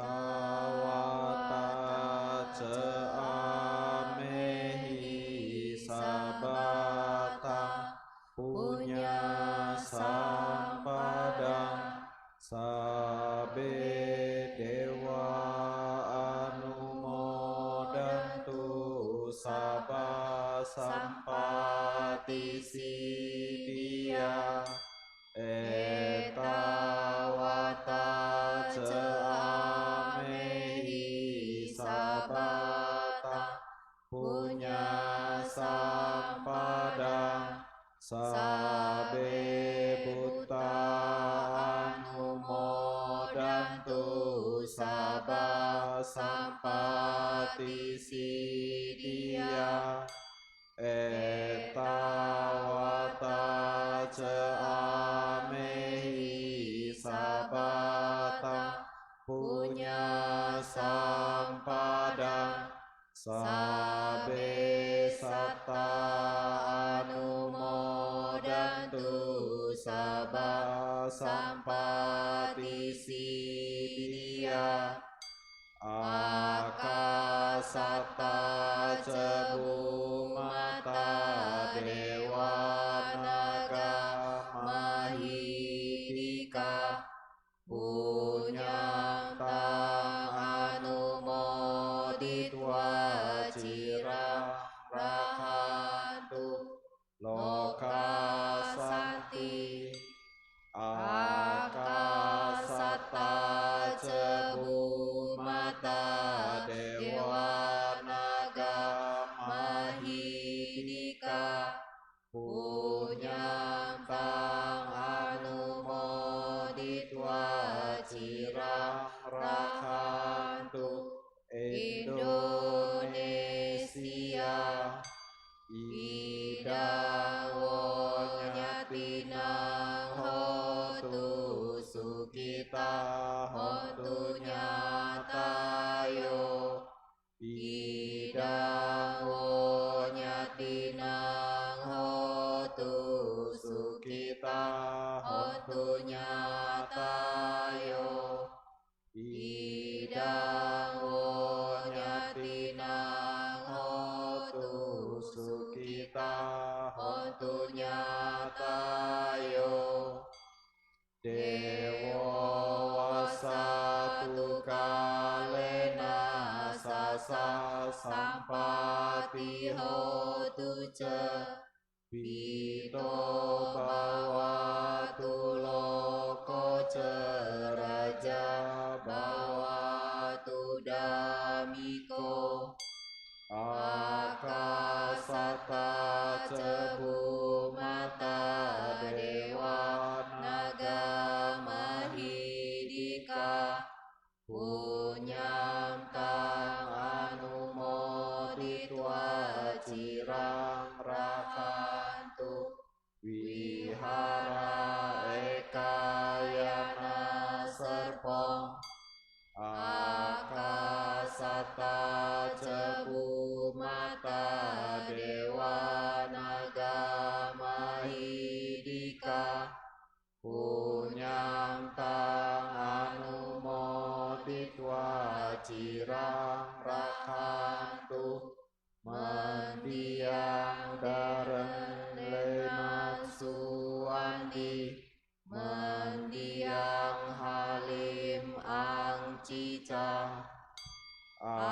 Akasata cebumata dewa naga mahidika punyantang anumoditwa cirang rahantu sasana cebu mata dewa naga mahidika punyang tang anumoditwa cirang rahantu desana akasata cebu mata dewa naga mahidika punyang tang anumoditwa cirang rahantu no guru akasata cebu mata dewa naga mahidika punyang tang anumoditwa cirang rakantu mangparangti satu satu satu.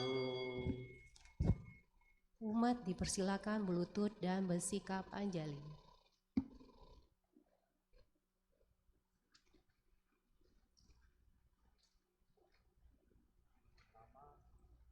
Nama Karagata, halaman 49. Syair penghormatan. Bagawa yang maha suci telah mencapai penerangan sempurna. Dharma telah dibabarkan dengan sempurna oleh Bagawa. Sangga siswa Bagawa berperilaku baik. Di hadapan Buddha, Dharma, dan Sangha, aku bersujud.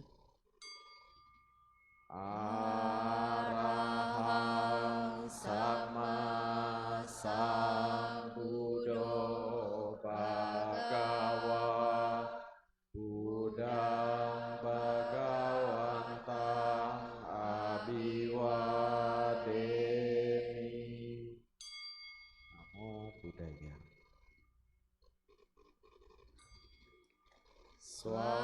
Swakato Bhagavata Dhammo Dhammang Namasami. Namo Dhammaya. Supatipano Bhagavato Sawaka Sangho Sanggang namami. Namo Sanggaya. Sabi sata bawantu sukitata. Semoga semua makhluk hidup berbahagia. Sadu, sadu, sadu. Puja bakti selesai. Namo Sang Yang Adi Budaya, Namo Buddhaya.